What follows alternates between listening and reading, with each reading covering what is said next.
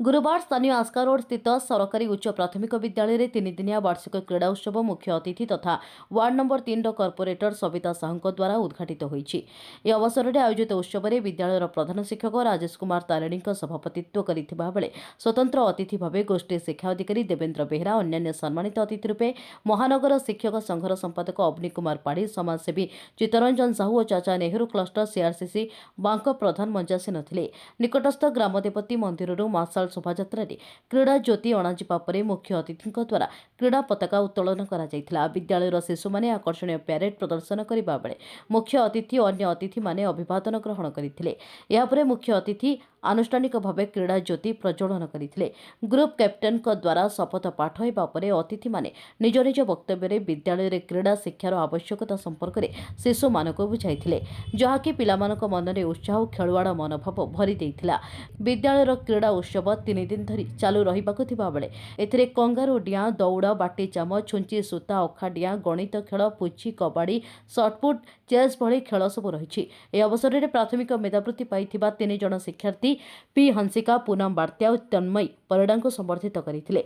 राज्यपाल पुरस्कार पाइथिबा 12 जण स्काउट और गाइड शिक्षार्थी को अतिथि माने सर्टिफिकेट प्रदान करने सह नूतन स्काउट और गाइड शिक्षार्थी को अभिषेक करा जायथिला। क्रीड़ा प्रमुख सुनीता पट्टनायक विभिन्न खेलकूदर संयोजना करथिबा बेले गाइड कैप्टेन सुनीता धर, स्काउट मास्टर संतोष कुमार साहू रंगारंग प्यारेड कार्यक्रम परिचालना करथिले। शिक्षयित्री अस्मिता कुमारी और राजेश्वरी दास मंच परिचालना करथिबा बेले विद्यालयर शिक्षक शिक्षयित्री माने सहयोग प्रदान करथिले। देखो यही विद्यालय आमर ब्रह्मपुर महानगर तथा रंगारेंडा ब्लॉक एक अग्रणी विद्यालय आपने समस्त जानते। विशेषकर उच्च प्राथमिक विद्यालय क्षेत्र में यह सारा गंजाम जिले एक स्वतंत्र परिचय रही, विशेषकर क्रीड़ा क्षेत्र में। तेणुक से दृष्टि जब देखापी गले यही कार्यक्रम अनेकांश तार गुरुत्व रखे। तेणु से आधार रे आमर यह सुंदर कार्यक्रमटी को विद्यालय तरफ आज महा आडंबर पालन कर तार मुख साक्षी अच्छा। यही परिवेश परिस्थिति माहौल ही आपन को बयान करुच्ची आज यही कार्यक्रम गुरुत्व केते। तेणुक से माने कार्यक्रम टी अति सुंदर भाव में पालन कर समस्त गोटे वार्ता दौरान जे सरकारी उच्च प्राथमिक विद्यालय हेले अनेकांश कौन क्षेत्र में आम क्रीड़ा क्षेत्र में पछक ना एवं यह एक सुस्थ वातावरण सृष्टि करुच्ची अन्य समस्त विद्यालय क्रीड़ा भित्तिभूमि, क्रीड़ा प्रति आग्रह एवं क्रीड़ा क्षेत्र में छात्र छात्री भितर थिबा अंतर्निहित गुण को सर्वसाधारण को आनिबा एवं से राज्य स्तर रे एवं जातीय स्तर रे प्रतिष्ठित करने से जो प्रतिज्ञा करछन्ती ताहा निहाती भाव में स्पष्ट भाव में आमको वार्ता दौच। उच्च प्राथमिक विद्यालय गोटे स्वतंत्र विद्यालय जहाँकि मु भावुची गंजाम जिले में ये एक विद्यालय नहीं, जोटा कि प्रत्येक कार्यक्रम गोटे निरा ढंग से प्रस्तुत कर आसी पालन कर आसी। प्रकृत पक्षे एथर पिला एत श्रृंखलित एत से पाठपढ़े कहतु खेलकूद कहतु सबुतिर अग्रणी। आज मुझे देखुली स्काउट गाइड रे राज्यपाल पुरस्कार प्राप्त होती।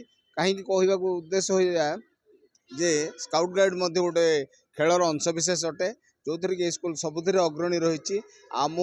मोर शुभकामना रही विद्यालय प्रति जे सही पिला निश्चित भाव में आगू बढ़ंतु एवं जमी स्काउट गाइड राज्यपाल पुरस्कार प्राप्त पाई से भली खेल में अग्रणी हो आगू जातु आगू बढ़ंतु यही आशा नहीं मो विद्यालय को प्रत्येक वर्ष आसे एवं प्रत्येक वर्ष देखे खेल से माने बहुत उत्साहित करते। आमर सहयोगी शिक्षक माने से बहुत धन्यवाद देवी जे आगू को यही चलते।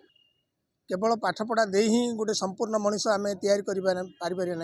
तेणु विवेकानंद जो बाणी थिला जे पाठपढ़ा सहित आमर शारीरिक शिक्षा जोड़ा से प्रति पिलानकर गुरुत्व रही अच्छे, जहाँकि पिला शिष्टता, संयम, साहसी हेबा एवं सहयोग भाया महान गुण को पाखे विकसित करता है।